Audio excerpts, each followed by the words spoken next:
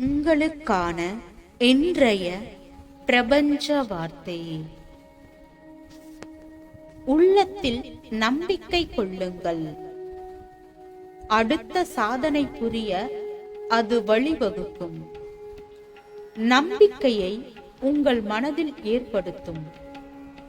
தன்னம்பிக்கை என்பது தாழ்வு மனப்பான்மைக்கும் உயர்வு மனப்பான்மைக்கும் இடையில் உள்ள துலாக்கோல் போன்றது.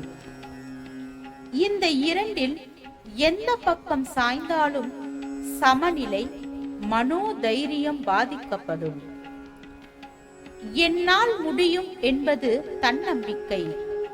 என்னால் என்ன செய்ய முடியும் என்பது தாழ்வு மனப்பான்மை. என்னால் மட்டுமே முடியும் என்பது உயர்வு மனப்பான்மை. வாழ்க வளமுடன்.